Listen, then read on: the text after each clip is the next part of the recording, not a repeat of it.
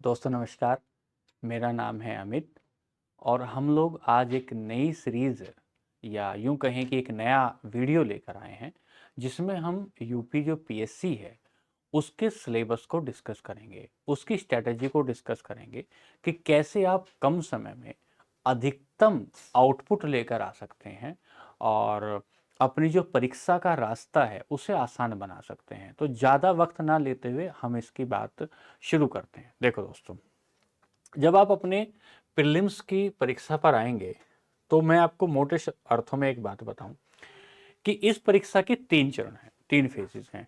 पहला चरण है जिसमें आप प्रीलिम्स को देखेंगे। प्रीलिम्स जिसे प्रारंभिक परीक्षा कहते हैं हिंदी में। दूसरा फिर आप मेंस को देखेंगे जिसे मुख्य परीक्षा कहते हैं और उसके बाद जो चरण है वह इंटरव्यू का, साक्षात्कार का चरण है, उसमें इंटरव्यू को देखेंगे। तो ये जो प्री वाला चरण है, ये क्वालिफाइंग है। इसके जो नंबर होंगे वह आपकी मेंस की परीक्षा में नहीं जुड़ने वाले। लेकिन हाँ, महत्वपूर्ण चरण जरूर है, क्योंकि इसे पास किए बगैर आप मेंस की परीक्षा को नहीं दे पाएंगे, जो लिखित परीक्षा होती है। तो जो प्रीलिम्स की परीक्षा हुई वह ऑब्जेक्टिव परीक्षा है, उसमें आपके 2 पेपर होते हैं। उस 2 पेपर में पहला पेपर होता है जीएस का और दूसरा पेपर होता है सीसैट का। जो जीएस का पेपर हुआ उसमें आपके 150 सवाल होते हैं। वो 150 सवाल 200 नंबर के होते हैं। वो 150 सवाल जो आपको हैं वो history, geography, polity, economics, science, current, इन सारे एरियाज से मिलाकर आपको वो सवाल मिल रहे होंगे। क्या क्या वेटेज उसका होगा वो आगे देखेंगे। और जो सेकंड पेपर हो रहा होगा आपका जीएस के अलावा जो सेकंड पेपर हो रहा होगा प्रीलिम्स में, वो पेपर हो रहा होगा आपका सीसैट का। और सीसैट में सवाल हो रहे होंगे 80 आपके। तो यहां आपने देखा कि प्रारंभिक परीक्षा जो है उसमें 150 सवाल हैं, वो जो है, और इसमें 100 सवाल हैं आपके। इसमें इधर अधिकतम अंक जो हैं आपके 200 हैं और इसमें अधिकतम अंक आपके जो हैं 200 हैं। यहाँ पर एक नंबर जो होगा, एक सवाल वो 2 नंबर का होगा और यहाँ जो एक सवाल होगा वो 1.33 के आसपास का 33 का वो सवाल होता है। तो हम 2 बात समझ रहे हैं कि जो सीसेट की परीक्षा है आपकी, उस सीसेट की परीक्षा में जो प्रश्न पत्र 2 है जिसे आप सीसेट कह रहे हैं, उसके नंबर ऑफ क्वेश्चन 100 है, उसका 33% लाना, 33% लाना वो अनिवार्य है। यदि आप 33% नहीं ला पाते हैं तो आप प्रीलिम्स में के जीएस 1 पेपर में कितना भी बेहतर कर लें, लेकिन आपको पास नहीं माना जाएगा। उसका कारण ये है क्योंकि जो सेकंड पेपर है वह कई सारी चीजें आपसे पूछता है। उसमें अंग्रेजी के कुछ सवाल पूछे जाएंगे जिनमें एक पैराग्राफ होगा, उसमें कुछ एंटेनियम सिनोनिम्स होंगे, कुछ फ्रेजेस होंगे। उसके अलावा हिंदी का भी एक पैराग्राफ होगा जिसमें से कॉम्प्रिहेंशन होगा और कॉम्प्रिहेंशन से आपको कुछ सवाल छांटने होंगे। रीजनिंग के कुछ सवाल हैं और आपके मैथ्स के कुछ सवाल हैं। तो ऐसे मिला के 100 सवाल हो जाते हैं। पिछले कई वर्षों में देखा गया है दोस्तों कि कई लोग सीसेट की जो परीक्षा है उसको इग्नोर कर देते हैं और उस परीक्षा हॉल में जाकर वो 33% जो परसेंट सवाल है उतना भी नहीं कर पाते, जिसकी वजह से असफलता का सामना करना पड़ता है। तो स्ट्रेटेजी का एक बिंदु, जब हम प्रीलिम्स की स्ट्रेटेजी डिस्कस कर रहे हैं, तो प्रीलिम्स की स्ट्रेटेजी का एक पक्ष बनता है कि आप अपना 80% जो समय है, जो परीक्षा का आपके डेली रूटीन का जो समय है, वह दें आप अपना जीएस को, और जो 20% समय बचता है वह दें आप अपने सीसेट को। या फिर ऐसा कर सकते हैं कि जो परीक्षा का 1 महीना रह गया है, अंतिम लास्ट जो मंथ आपका आता है, 1 मंथ जो आता है, उस 1 मंथ में आप सीसेट के कुछ प्रीवियस ईयर पेपर को लगा लें। जब आप प्रीवियस ईयर पेपर को लगा लेते हैं तो हिंदी का कुछ पोर्शन ऐसा आता है जहां से आप 15 सवाल से भी ज्यादा सवाल ठीक कर सकते हैं और वो आपको क्वालिफाइंग की कैटेगरी में पहुंचा देता है। इसके बाद रीजनिंग और जो मैथ बचा उसके आसान सवालों को ढूंढकर, कुछ आसान सवालों, कुछ सवाल ऐसे भी होंगे जो टफ होंगे, जो आपके पेपर को इतना टाइम टेकिंग सवाल होंगे कि आप उसमें उलझ जाएंगे और समय धीरे धीरे निकल जाएगा। लेकिन मैं ये कह रहा हूं कि आप हिंदी के साथ साथ हिंदी को एक बार देखें, और हिंदी के साथ साथ अब दूसरा जो आपका महत्वपूर्ण फोकस है फिर वो लगाएं आप अपने रीजनिंग पर। और रीजनिंग और हिंदी से निकलते हुए अंग्रेजी, अगर किसी की इंग्लिश ठीक है तो उसको बेहतर पहले से ले लें, और अगर उसमें वीकनेस आपको देखने को मिल रही है तो फिर वो बाद में आप उसको करें। इस आधार पर अपनी आप एक स्ट्रेटजी बना सकते हैं सी सेट को क्वालिफाई करने की। सी सेट को ही हम पहले अपनी रणनीति में क्यों ले रहे हैं? दरअसल जो अभ्यर्थी हैं उनका अधिकतर फोकस हो जाता है जीएस को कवर करने में, और जीएस का इतना बड़ा एरिया है दोस्तों कि उसको कवर करते करते वो कवर नहीं होती है, और हम सी सेट को इग्नोर कर देते हैं कंप्लीटली। तो इसलिए सी सेट को इग्नोर ना करें, किसी भी प्रीवियस ईयर की किताब को लें और उससे प्रीवियस ईयर के सवाल लगा दें, एक मंथ इसको दें, तो आप आराम से एक बार इसको लगाने के बाद आराम से क्वालिफाइंग कर जाएंगे। एक बात तो हुई है। दूसरी बात, इसके प्रीलिम्स के दूसरे हिस्से पर आते हैं। दूसरा हिस्सा है जीएस का, जिसमें लगभग करंट के सवाल 30+ सवाल करंट के पूछे जाते हैं, हिस्ट्री के तीनों पोर्शन से। वर्ल्ड हिस्ट्री करंट के जो वर्ल्ड हिस्ट्री का पोर्शन है वह आपके प्रीलिम्स के जीएस पार्ट का हिस्सा नहीं है, तो उसको हटाएं। हिस्ट्री में इंडियन ज्योग्राफी के 3 पार्ट, जिसे आप एंशिएंट, मिडिवल और मॉडर्न हिस्ट्री कहेंगे, तीनों पार्ट उसको कवर करें। उसके बाद इनके सारी बुक लिस्ट अभी हम देख रहे होंगे, पहले एक बार ओवरऑल आइडिया देख रहे हैं। उसके बाद geography, environment, polity, economics, science, इन सारे के सारे पोर्शन से लगभग सवाल पूछे जा रहे होंगे आपके, जो है 150 सवाल, जो आप देख रहे हैं 150 सवाल पूछे जा रहे होंगे। अब ये जो 150 सवाल कंप्लीट करने का तरीका है दोस्तों, इसके बहुत सारे तरीके हैं। अलग अलग लोगों ने, अलग अलग चैनल्स ने बहुत सारे तरीके आपको बताए गए हैं, लेकिन मैं आपको एक सुलझा और सरल तरीका बता रहा हूं। शायद इसके बाद आपको कोई दूसरी वीडियो देखने की जरूरत ना पड़े स्ट्रेटेजी के लिए। वह तरीका यह है, ध्यान से समझिएगा, कि सबसे पहले आप प्रीलिम्स की बात कर रहे हैं, सबसे पहले आप पीवाईक्यू देखें। और पीवाईक्यू के लिए मार्केट में किताब आती है घटना चक्र के नाम से। आप घटना चक्र लें, यूथ कंपटीशन लें, किसी की भी लें, उससे कोई मतलब नहीं है, लेकिन आप पिछले 10 वर्षों के पीवाईक्यू को जरूर एनालिसिस करें। जब आप उसको एनालिसिस कर लेते हैं तो उसके आपके इर्द गिर्द बहुत सारे सवाल बन रहे होंगे, और उसके बाद पीवाईक्यू जैसे ही आप कर लेते हैं, ये एक बड़ा टास्क है, बहुत बड़ा टास्क है। कई सारे नए नए बच्चे ऐसा सोचते हैं कि पीवाईक्यू क्यों देखें, उससे सवाल थोड़ी आने वाला है, दोबारा रिपीट थोड़ी होगा। मान लेते हैं, पहली बात तो रिपीट होते हैं, दूसरी बात अगर रिपीट नहीं भी होते हैं दोस्तों, तो आपको एक आइडिया मिलता है कि इस तरह का सवाल मेरे पेपर में आएगा। आप अपनी परीक्षा को ज्ञान आधारित नॉलेज सेंट्रिक परीक्षा ना बताएं। नॉलेज सेंट्रिक परीक्षा बनाने से आपको ज्ञान का अर्जन तो खूब होगा, लेकिन कॉम्पिटिटर बढ़िया नहीं रह जाएंगे। कॉम्पिटिटर को बेहतर होने के लिए जरूरी है कि ऊर्जा का कौन सा हिस्सा किस क्षेत्र में हम इन्वेस्ट करें। उसके लिए मैं आपको पहले बताता हूं। तो पहली बात हुई कि हम पीवाईक्यू को पूरी तरीके से कवर कर लें। जैसे आप पीवाईक्यू को कवर कर रहे होंगे, इसी में आपके 3 से 4 माह जाएंगे। मैं बात कर रहा हूं कि जो लोग नए तरीके से तैयारी करने की शुरुआत कर रहे हैं उनको लेकर। तो सबसे पहली बात हो रही है कि आप पीवाईक्यू को कवर करें। इसमें आपका 3 से 4 माह का समय जाएगा। अगर आप लगातार 7 से 8 घंटे की स्टडी रोज करते हैं, एक अनुशासित व्यक्ति की तरह, अनुशासित प्रतिभागी की तरह अपने 3 शेड्यूल या 2 शेड्यूल पूरे दिन के बनाते हैं, कि एक शिफ्ट सुबह से 8 की 12 हो गई, फिर दूसरी शिफ्ट हो गई शाम की, और तीसरी शिफ्ट हो गई नाइट की, जिसमें आप हल्का ज़्यादा जैसा भी पढ़ना चाहें, करंट पढ़ें या कुछ ऐसी हल्की चीज़ें जो दिमाग शाम तक पढ़ते पढ़ते बोझिल हो जाता है, तो कुछ ऐसी हल्की चीज़ें रखें, रिविज़न चाहें भले ही आप रखें। तो मैंने कहा कि पीवाईक्यू देखा। पीवाईक्यू के बाद आप सबसे फेमस जो टॉपिक है उस पर आए, पॉलिटी पर। दोस्तों, पॉलिटी ऐसा सब्जेक्ट है कि लगभग 20 से ज्यादा सवाल, 20 से 22 सवाल आपके पूछे जा रहे होंगे।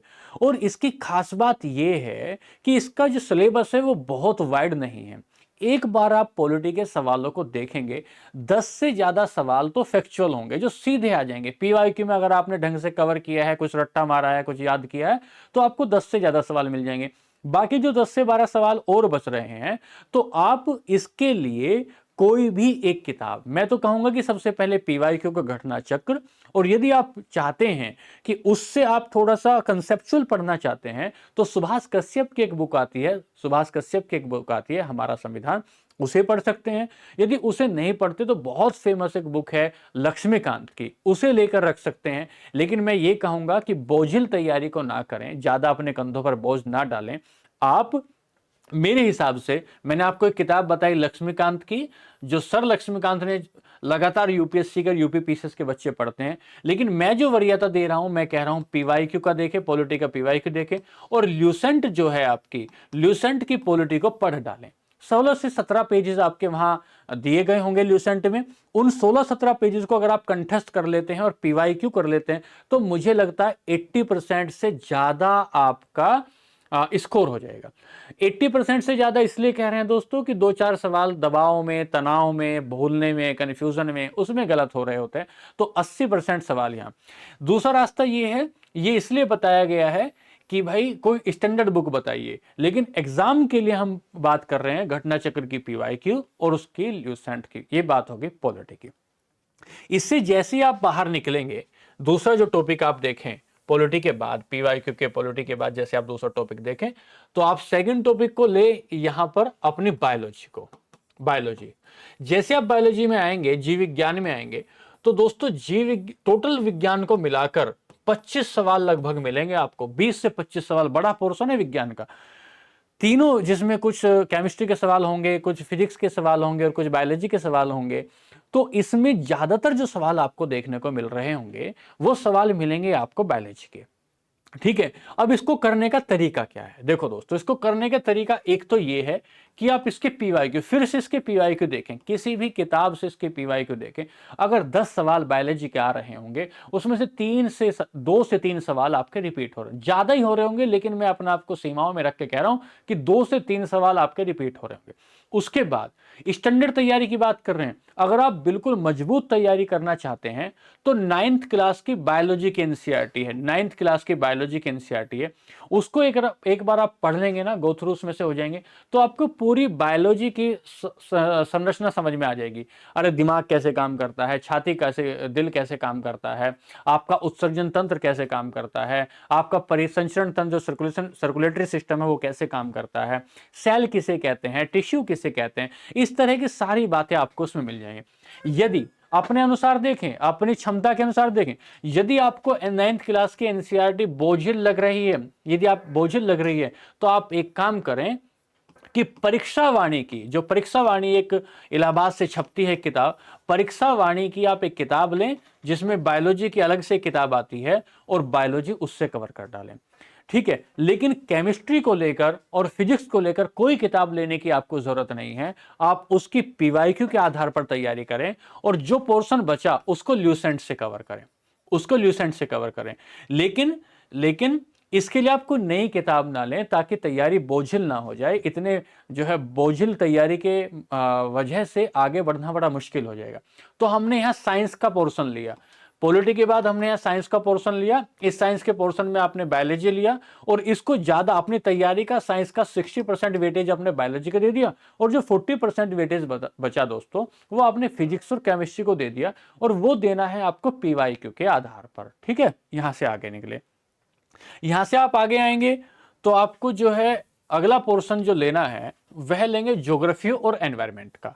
ज्योग्राफी और एनवायरमेंट में से भी लगभग 25 से 30 सवाल पूछे जाते हैं कुल मिलाकर।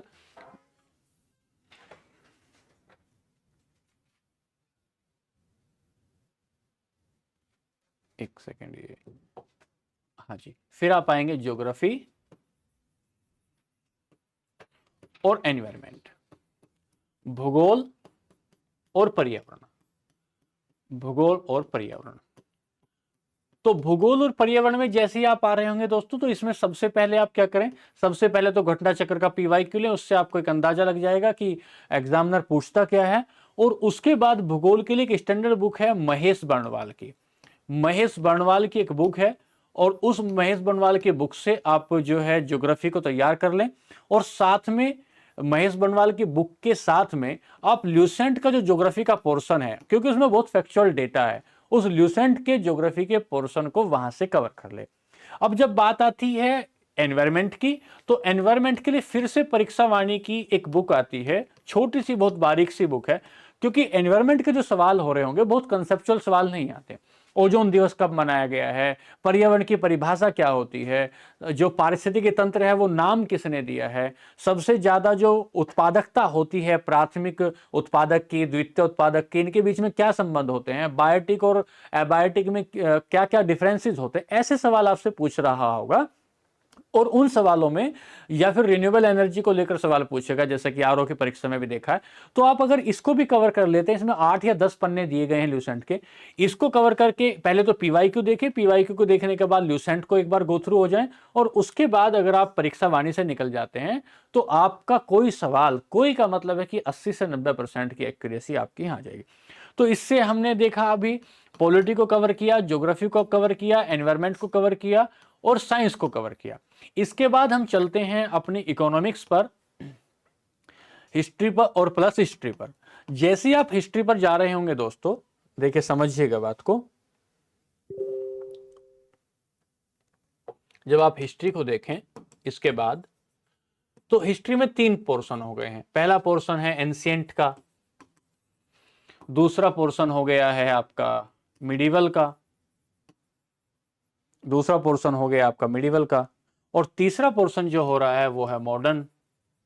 मॉडर्न तो यहां आप ऐसा नहीं कह सकते कि किस पोर्शन से कम सवाल आ रहे हैं, किस पोर्शन से ज्यादा। पिछले कुछ समय से एक ऐसी धारणा बनी है कि मॉडर्न हिस्ट्री से ज्यादा सवाल आते हैं। दोस्तों ये एग्जामिनर के विवेक पर निर्भर करता है, उसकी इच्छा पर निर्भर करता है, कभी वो मॉडर्न से पूछेगा, कभी मिडिवल से पूछेगा। तो इसकी सटीक तैयारी के लिए मैं आपको बताऊं तो एंशिएंट के बारे में एक सवाल, एक किताब आती है एस के पांडे। एस के पांडे बहुत ज्यादा, सबसे पहले तो इसकी पीवाईक्यू की बात करनी है, और जब आप पीवाईक्यू से गो थ्रू हो जाएं तो आप जा सकते हैं एस के पांडे पर, आपको डायरेक्ट सवाल मिल जाएंगे, डायरेक्ट सवाल मिल जाएंगे। आप उसको एक बार देख सकते हैं एस के पांडे को। इसके बाद आप मिडिवल में जाएंगे तो मिडिवल में भी एस के पांडे की एक बुक आती है, जहां जहां एस के पांडे सर ने अपना हाईलाइट कर रखा है ना कंटेंट को, जहां जहां काले काले अक्षरों में बड़ा बड़ा लिखा है कि अद्धा और भी किसने चलाया, मनसबदारी प्रथा किसने चलाई, फणम किसको कहते थे, फणम या इक्तादारी प्रथा क्या थी, खालिसा भूमि किसको कहते थे, जमींदारी और जागीरदारी प्रथा में क्या अंतर थे, खूत और मुकद्दम क्या होते थे, ठीक है, जंदरी मस्जिद कहाँ होगी, इस तरह के जो भी आप समझ रहे हैं फैक्चुअल डेटा जो है वो आपको जहां जहां ये इन्होंने हाईलाइट कर रखा है मिडिवल को ना, उसको कवर कर लीजिए। और जैसे आप मॉडर्न में जाते हैं तो मॉडर्न की सर्वप्रसिद्ध एक बुक है जिसका नाम है स्पेक्ट्रम, स्पेक्ट्रम को देख लीजिए, स्पेक्ट्रम को देख लीजिए।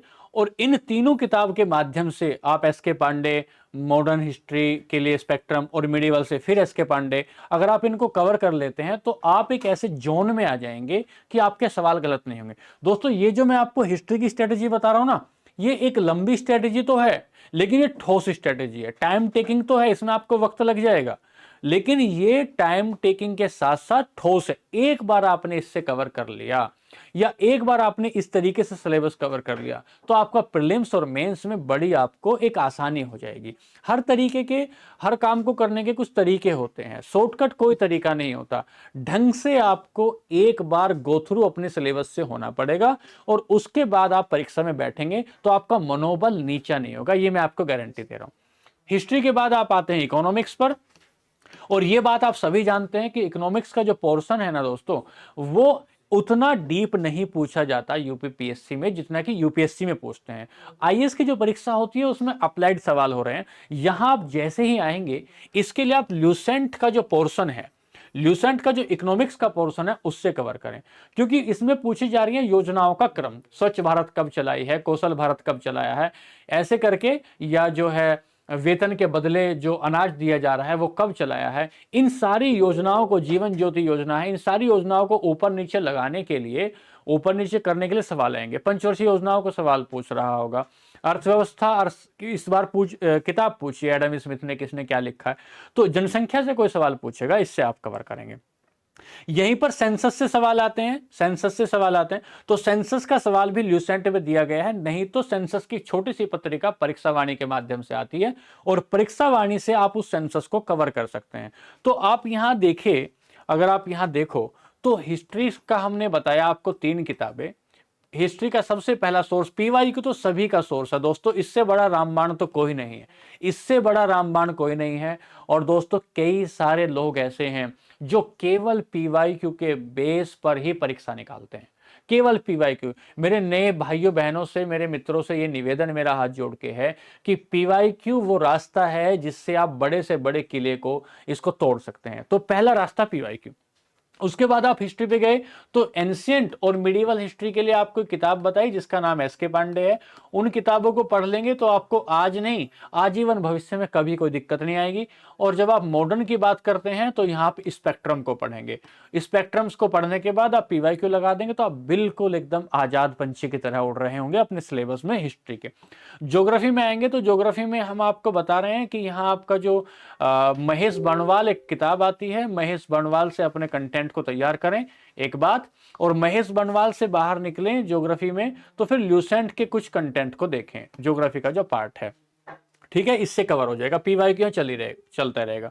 फिर आपने बात करी साइंस की, तो साइंस में मैंने बायोलॉजी के लिए परीक्षा वाणी की किताब बताई है। परीक्षा वाणी की किताब आती है हिंदी में आती है, इलाहाबाद से छपती है बायो के लिए। और उसके बाद फिजिक्स और केमिस्ट्री के लिए हमने बताया कि आप ल्यूसेंट को कवर करें, ल्यूसेंट को कवर करें। हिस्ट्री, ज्योग्राफी, पॉलिटी, इकोनॉमिक्स के लिए हमने आपको बताया कि आप केवल ल्यूसेंट को कवर करें। और हिस्ट्री, ज्योग्राफी, पॉलिटी, ये आया पॉलिटी। पॉलिटी के लिए आपको बताया गया कि आप पॉलिटी के लिए लक्ष्मीकांत को कवर करें। पहले बात, अगर लक्ष्मीकांत आपको बोझिल लग रही है, बोझिल लग रही है, एक बार मार्केट में देख लीजिए अपनी टेंडेंसी के अनुसार, तो पीवाईक्यू तो है ही, प्लस में आप ल्यूसेंट को कवर कर लें, ल्यूसेंट को कवर कर लें। और अगर आप बेयर एक्ट पढ़ने में सहज हैं, अगर सहज हैं, बोझिल नहीं, अगर आपको उसकी भाषा अंग्रेजी या हिंदी में समझ में आ रही है, क्योंकि 3 या 4 सवाल आर्टिकल से पूछेगा, तो आर्टिकल के सवाल बेरेक्ट इधर भी दिए होंगे, पॉलिटी में भी दिए होंगे, पीवाईक्यू में भी दिए होंगे, लक्ष्मीकांत में भी दिए होंगे, ल्यूसेंट में भी दिए होंगे। आप सहज हो तो बेरेक्ट पढ़े, नहीं तो अनिवार्यता नहीं है। एक बात तो हुई ये हमारे सिलेबस की। उसके बाद आपने देखा सेंसस को। जब आप सेंसस को देख रहे हैं तो परीक्षा वाणी की किताब आती है जिसमें भारत का सेंसस भी मिलेगा और जिसमें यूपी का सेंसस भी मिलेगा। अब बात आती है यूपी स्पेशल। कुछ सवाल आपसे पूछे जाएंगे यूपी स्पेशल के। तो यूपी स्पेशल घटना चक्र की ही एक किताब आती है दोस्तों, यूपी स्पेशल घटना चक्र की एक किताब आती है, उसको कवर करें, उससे बाहर ना जाएं, भटके नहीं। भटकेंगे, अलग अलग दुकानों पर जाएंगे, अलग अलग आचार्यों से मिलेंगे तो अलग अलग लोग आपको अलग अलग कहानियां बता रहे होंगे। आप आंख बंद करके इस बात को फॉलो करें तो आपको बड़ा आनंद मिलेगा। यूपी स्पेशल हुआ। फिर यहां से बाहर निकले तो आपको एक मैगजीन आती है करंट अफेयर की, करंट अफेयर की एक मैगजीन आती है, घटना चक्र की ही मैगजीन है। जैसे आप परीक्षा देने जा रहे होंगे तो उससे 15 से 20 दिन पहले आपको एक मैगजीन मिलती है मार्केट में। उसने जहां जहां काला काला कर रखा है, जहां जहां हाईलाइट कर रखा है, शुरू में उसके दृष्टि नाम से जो आती है शुरू के कुछ पेज, बाद में संक्षिप्त के नाम से कुछ पेज आते हैं, सबसे पहले उनको टारगेट करें। अगर आप उनमें कंफर्ट हो गए तो बीच के मटेरियल में टारगेट करें। शुरू का पोर्शन और बाद का पोर्शन लगभग लगभग 90 पेज का बनता है। 192 से 198 पेज की वो 200 पेज की मैगजीन आती है। ये पेज जो बनता है, ये पोर्शन, ये 90 पेज का बनता है। पहले इस 90 पेज से होकर गो थ्रू हो जाएं। जब आपको लगे कि सहज स्थिति हो गई है, बार बार मैं अपने दिमाग से इसको देख रहा हूं, आंखों से बार बार देख रहा हूं, एक मेरी कनेक्टिविटी बन गई है, उसके बाद बीच वाले पोर्शन में घुसें। मैं इसलिए कह रहा हूं दोस्तों क्योंकि जब ई दृष्टि आ रही होती है, मैगजीन आती है ना, उस समय टाइम बच जाता है कम। उस समय समस्या ये पैदा हो रही होती है कि हम अपने ट्रेडिशनल पोर्शन को कवर करें या अपने करंट को कवर करें। इसलिए हम पहले जो आसान, जो लो हैंगिंग फ्रूट है उनको देखेंगे और उसके बाद बीच में घुसेंगे। ये बात हुई है हमारी किसको लेकर, प्रीलिम्स को लेकर बात हुई है। अच्छा, प्रीलिम्स को लेकर ही एक बात और हो रही है कि जो जो हिस्ट्री में आप जाएंगे तो कुछ डेट्स होंगी, उन डेट्स को आप एक छोटी डायरी बना लें और उन डायरी में अपने हिसाब से उनको कनेक्टिविटी बनाएं। उन डेट्स की, उन डेट्स की कनेक्टिविटी का मतलब क्या है भैया, अगस्त प्रस्ताव 1940 में आया, क्रिप्स मिशन 1942 में आया, उसके बाद कैबिनेट मिशन 1946 में आया, स्वतंत्रता जो हमारा कानून बना है, भारतीय स्वतंत्रता कानून एक्ट बना, वो 1947 में आया। इनकी डेट को एक जगह लिख लें, एक पेज में सारी डेट आ जाएंगे और आपको 2 या 3 सवाल मिल रहे होंगे ऐसे करके, ठीक है। और बार बार कुछ लोग ऐसे होते हैं जो नोट्स बनाने में रुचि नहीं रखते हैं, ठीक है, तो ज्यादा तनाव नहीं लेना, उनको ये नहीं सोचना कि मैंने तो नोट्स नहीं बनाए हैं, मेरे को अपराध बोध हो रहा है, लोग तो नोट्स से पढ़ रहे हैं। आप अपने हिसाब से देखें कि आप किस कंफर्ट में हैं और उस कंफर्ट के हिसाब से अपनी तैयारी को दिशा दें। ये बात तो हो कर रहे हैं हम प्रीलिम्स की। अब जैसे ही आप प्रीलिम्स को देने के बाद मेंस में आते हैं ना, मेंस में आते हैं। तो मेंस की स्ट्रेटेजी ऐसे है दोस्तों कि इसमें हम एक बार ये पेपर डिस्कस कर रहे हैं, कितने पेपर होते हैं। तो एक पेपर होता है आपका, यहां आ जाइए, यहां आपको दिखा देता हूं, यहां आ जाइए। हम बात कर रहे हैं अपने मेंस में, हम लोग आए हैं। तो यहाँ ये एक पेपर है आपका जो जनरल हिंदी का होगा, ये 150 अंक में मिलेगा। फिर दूसरा पेपर है जो आपका निबंध का होगा, ये भी 150 अंक का होगा। ये दोनों कुल मिलाकर 300 हैं। और ये जो 300 अंक हैं, यहाँ आप जो है आराम से इस 150 में, अगर आप हिंदी मीडियम के स्टूडेंट हैं तो 100 प्लस का स्कोर आप कर सकते हैं हिंदी में।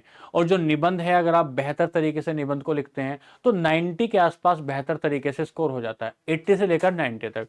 तो सबसे पहले फोकस आप इस पे आसान वाले सब्जेक्ट पे करें। फिर आप यहां से आए पेपर 3, पेपर 4, पेपर 5, पेपर 6, ये जीएस के 4 पेपर हैं। जीएस के 4 पेपर हुए, ये 200-200 नंबर के हैं, 200 नंबर के हैं। यहां से लगभग 90 से लेकर 100 तक का स्कोर करते हैं जो बच्चे पास होते हैं, वो स्कोर कर लेते। तो उसकी स्ट्रेटेजी हम मेंस की अलग से डिस्कस कर रहे होंगे। फिर यहां से आगे निकलोगे तो ये जनरल यूपी का पेपर 5 है और पेपर 6 है। ये अध्ययन जनरल पेपर 4, ये तो इथिक्स है, पेपर 5 और पेपर 6, ये दोनों यूपी स्पेशल के पेपर हैं। यूपी स्पेशल के लिए किताब आती है जिसका नाम है राकेश सारस्वत। या तो आप मार्केट में जाकर राकेश सारस्वत की बुक की भाषा को देख लीजिए कि वो कैसी लग रही है। अगर राकेश सारस्वत की बुक की भाषा आपको थोड़ी जटिल लगती है तो घटना चक्र ने जो किताब निकाली है पेपर 5 और पेपर 6 को लेकर, उसको आप ले सकते हैं, एक बात। फिर आप यहां इन 4 पेपर को समझे। पेपर 5, इसको GS paper 1, GS paper 2, GS paper 3 और जीएस पेपर 4 की बात कर रहे हैं। इसके लिए समझिए, इसके लिए अलग अलग बहुत सारे कंटेंट हैं, बहुत सारे कंटेंट हैं, लेकिन आप मेरी बात को ध्यान से समझिए। जीएस पेपर 1 से लेकर जीएस पेपर 4 तक घटना चक्र की सीरीज निकलती है। उसमें वो पीवाईक्यू को कवर करता है, सबसे सीधा और छोटा रास्ता बता रहे हैं, पीवाईक्यू को कवर करता है। उन पीवाईक्यू को अपने कंटेंट के आधार पर लिख लीजिए। जैसे आप पॉलिटी पढ़कर कहाँ आए हैं प्रीलिम्स में, और इस यहां आपको मिले कुछ सवाल पॉलिटी के, तो उस पॉलिटी की किताब से जो आपने प्रीलिम्स में पढ़ी है उससे आके यहां लिख लीजिए। अब ये बात समझिए, क्या नहीं करना है ये ध्यान से समझो। क्या करना है ये तो है, क्या नहीं करना है वो समझो। जब आप इथिक्स में जा रहे होंगे, इथिक्स में जा रहे होंगे, यूपी पीसीएस के लिए बात कर रहे हैं, तो इथिक्स में किसी एक्स्ट्रा किताब को नहीं लेना है, किसी एक्स्ट्रा किताब को नहीं लेना है। जैसे मार्केट में कई किताब आती है, उसका कारण क्या है दोस्तों? उसका कारण यह है कि जब आप किताब में जाएंगे, फिलोसफिकल अंदाज में लिखी गई किताब है, तो आपको भाषाई दिक्कत आएगी, भाषा बनाने में दिक्कत आ रही होगी। तो आप पहले इसके पीवाईक्यू देखें, पहले पीवाईक्यू देखें और घटना चक्र का इसका पेपर 4 ले लें। उस पेपर 4 के आधार पर आप 90 से 100 के आसपास पहुंच जाएंगे, अगर आप उसको ढंग से पढ़ लेते हैं तो। फिर ये बात होगी।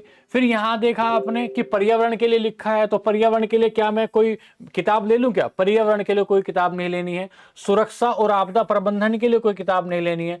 क्यों नहीं लेनी है? 102 सवाल आ रहे होंगे, उसके लिए इतनी बड़ी किताब लगा के आप अपने सिर पे बोझ रखेंगे? किताब नहीं लेनी है। प्रीवियस ईयर पेपर जो आप देखेंगे उसके आधार पर ही सवाल करेगा।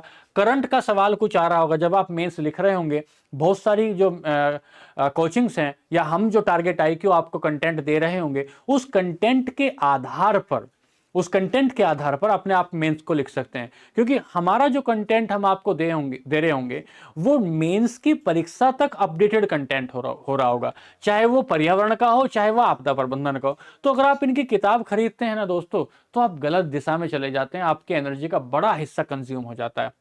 फिर यहां से आए, जैसे आपने कहा सर प्रौद्योगिकी है, आर्थिक विकास है और जैव विविधता है, इनके लिए कोई अलग अलग किताब आती है क्या? भाई अलग अलग किताब नहीं आती है दोस्तों।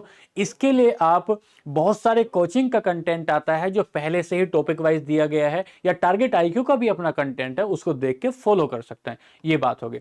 फिर यहाँ है शासन व्यवस्था, संविधान, राज व्यवस्था। इस साल सारे के सारे इस कंटेंट के लिए आपको मिल जाएगी पॉलिटी, और पॉलिटी में आप जो है लक्ष्मीकांत को कवर करके आए हैं, वो यहां कवर हो जाएगा। और सामाजिक न्याय और अंतर्राष्ट्रीय संबंध के लिए आप हमारी कोचिंग के या किसी अन्य कोचिंग के, जो भी आपको ठीक लगे, आपको सहूलियत जिसमें हो, उसके नोट्स को दें। क्यों? क्योंकि अगर आप इसकी किताब पढ़ना शुरू कर देंगे दोस्तों, तो वर्षों का काम है, ये तो शताब्दियों का काम है, इससे बहुत बाहर चले जाएंगे, बहुत नुकसान हो जाएगा। फिर आप आए जनरल पेपर फर्स्ट पर, यहाँ विरासत है, संस्कृति है, विश्व का इतिहास है, विश्व का भूगोल है, समाज है। ये जो विरासत और संस्कृति का पार्ट है, या जो आप हिस्ट्री पढ़ रहे हैं ना, आपने जो आपको किताब बताई है प्रीलिम्स के लिए, वहां से कवर हो जाएगा। जो अब महेश बनवाल पढ़ी आपने भूगोल के लिए, वहां से कवर हो जाएगा। समाज के लिए आप किसी के नोट्स लेंगे, टारगेट आईक्यू के नोट्स भी बिल्कुल series wise, topic wise, PYQ को ध्यान में रख के बनवाए गए हैं, वो भी आप देखेंगे। वो से केवल और केवल जो है, जो सोसाइटी के हमारे नोट्स हैं, उनमें आप देखेंगे कि प्रत्येक टॉपिक को पीवाईक्यू के दृष्टि से कवर करते हुए आगे बढ़ा गया है। सिर्फ वो कॉपी पेस्ट वाला मामला नहीं है, आप इसको देखेंगे तो समझ जाएंगे, ज्यादा बात नहीं करेंगे। फिर वर्ल्ड हिस्ट्री की बात करेंगे दोस्तों। वर्ल्ड हिस्ट्री में भी आप हमारे नोट्स ले लीजिए, या फिर सभ्यता की कहानी करके अर्जुन देव की एक एनसीईआरटी आती है, पुरानी एनसीईआरटी है, 9th क्लास की, 10th क्लास की। आप चाहें तो उसको पढ़ें, बहुत बोझिल हो जाएगा, इंटरेस्टिंग बहुत है। एनसीईआरटी पढ़ेंगे तो आनंद ही आनंद आपको आ रहा होगा, सारी विश्व व्यवस्था समझ जाएंगे। लेकिन दरअसल ये है कि 3 महीने के टाइम में आपको सारी की सारी चीजें कवर करनी है, तो आपको आनंद का नहीं, आपको मार्क्स दिखने चाहिए। तो आप किसी भी कोचिंग के या हमारी कोचिंग के आप इन सारे कंटेंट को लें और उस आधार पर प्रैक्टिस करें लगातार। जब आप जब प्रीलिम्स नजदीक ना हो, तो जो टॉपिक पढ़ रहे हो उसको एक ब्लैंक पेज लें और उस ब्लैंक पेज पर सवाल को लिख दें, क्या आपने पढ़ा है। जो लिखने की प्रक्रिया है, भाषा की जो प्रक्रिया है, इस भाषा की मजबूती और परिपक्वता से दोस्तों आप मेंस पार कर जाएंगे। कैसे पार कर जाएंगे, उसका कारण समझे, तो वो ये है कि जब आप लगातार कंटेंट पढ़ रहे होंगे, तो उन कंटेंट की ही शब्दावलियां आपकी जुबान में आना शुरू हो जाएगी, और जो आपके विचारों में होगा वो आपकी कलम से निकलेगा, वो आपके पोरवों से बाहर आ रहा होगा। क्योंकि मेंस में जब आप लिख रहे होंगे दोस्तों, तो फिर आपको जो है कुछ रटा हुआ याद बहुत कम आ रहा होगा, क्योंकि 7-8 मिनट में आपको 150 शब्द लिखने हैं, तो बहुत तेजी से लिखना होगा, तो वो आपकी भाषा शैली ही उस चीज को बांध रही होगी। तो ये हुई दोस्तों हमारी एक प्रीलिम्स और मेंस को लेकर एक टारगेटेड वीडियो। हम अगली जो वीडियोस पर बना रहे होंगे वो पीवाईक्यू को लेकर देखेंगे कि मेंस के पीवाईक्यू कितने हैं। क्योंकि इस सारा जो कंटेंट आपने देखा, मैंने अधिकतर जगह पर आपको कहा कि किताब नहीं खरीदनी है। किताब क्यों नहीं खरीदनी है, इसके तथ्य, इसके प्रूफ आप देखेंगे पीवाईक्यू के वीडियो में। क्योंकि पीवाईक्यू में हम ये देख रहे होंगे ना, ये सवाल कहां से आया, कहां से आया, तो जब आप देखेंगे इतनी जनरल बातें पूछ रहा है, तो हम इतनी बड़ी किताबों को और पोथियों को अपने सर का बोझ क्यों बनाए। तो ठीक है दोस्तों, इसका जो अगला पार्ट हम देखेंगे वो अगली वीडियो में देख रहे होंगे। आज के लिए नमस्कार।